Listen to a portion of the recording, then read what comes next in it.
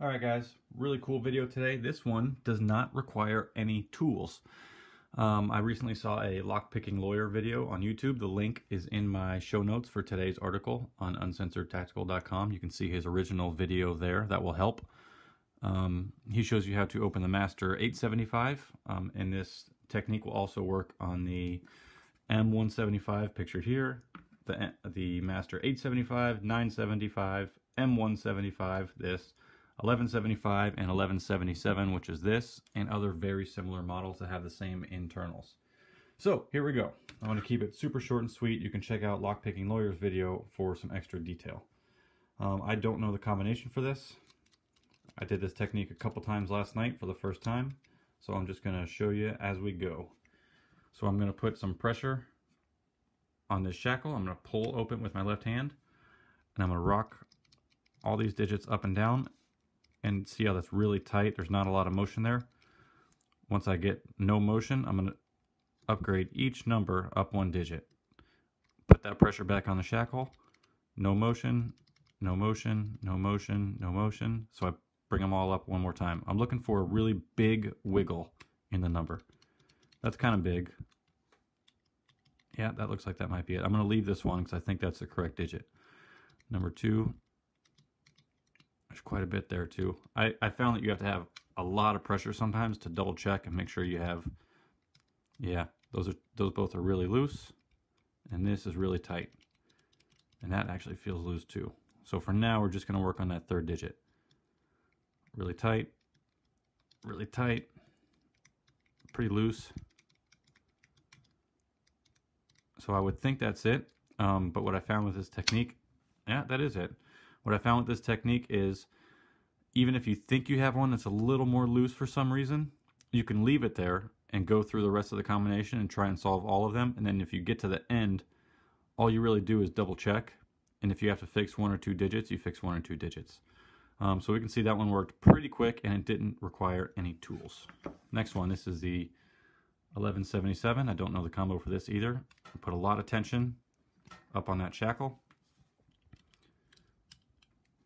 And this, I actually think I damaged this lock somehow the other night. I opened it, and then I changed the combo and tried to put the shackle back down, and it didn't work. So I tried to force it, and I think the internals are a little loose, but we're still going to try it. A lot of tension.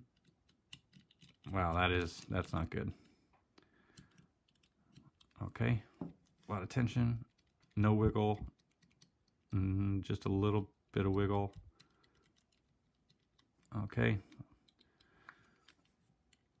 That's better. A really lot of tension helps. I'm going to leave that last one.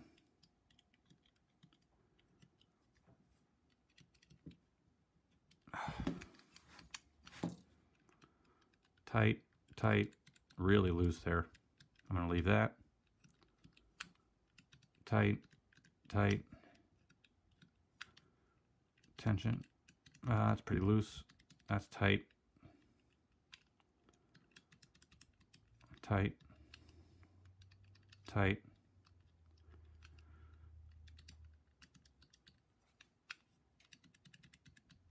Pretty tight. I actually taught this method to my roommate who knows nothing about lockpicking. It took me about 60 seconds to teach him. So it's not a very difficult technique to pull off. Yeah, let's try and fix that last dial. That might be what's keeping us.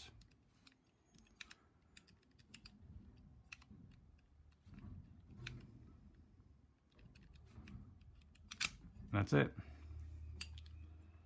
Pops right open. So thanks for checking out my video today. Be sure to go check out Lockpicking Lawyer as well. I got to give credit where credit's due, and that's where I learned this technique from.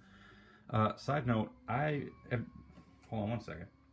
Okay, there was some background noise there. Although I'm not politically correct, I do try and be somewhat professional. It's a fine line to walk. I used to use this same technique on school locker locks and other different combination dials. It's literally so easy a 9-year-old could do it. I've done it as a 9-year-old. You pull pressure and you turn the wheel until it feels different, and then you go to the next number and you pull pressure on the mechanism and you turn the wheel until it feels different, and then it pops right the fuck open. So like I said in the beginning, I can't in their right conscience let you go out and buy one of these tools to rely on your security. I've seen these tools on everything from machine guns to ammunition to explosives, and not only can those and the earlier predecessor, let me get you a picture of it. These, your Master 175, and even similar models, these can be bypassed with a freaking hairpin. So not only do people use these for machine guns and explosives, but it's a traffic control device. So if you put your faith in a 4-digit code and you're leaving that device out in the open, accessible to good guys, bad guys, curious people, kids, whoever, it's not hard, especially if it's not monitored. If it's just a locker out in a rural area off the side of the road, anybody can walk up to it. Anybody can do the method that I teach, which is kind of like your last method for a lock, but you go 0000, pull, 0001, pull. Anyone can do that if they have enough time and if the lock is accessible. So if you put your faith in these, be really careful. For more training, hit up my website, hit a contact form. I am teaching a pretty big class in Ohio. I'm very excited about. That will be in the end of May. That one is closed to the public. But if you stay in touch with me, I am setting up some online training, so it'll be distance learning over Skype or some other medium, and I'll be mailing products to you and doing checkups and testing and giving you all sorts of tons of valuable information. So thanks so much for checking us out. Thanks for listening to me rant. That's basically all I fucking do on this website. I really appreciate you guys checking out my website. If you got any value out of today's show, check out my website, uncensoredtactical.com, and subscribe there, and subscribe on YouTube, and share this with your friends. That would be a huge help. Thanks so much. See you next time.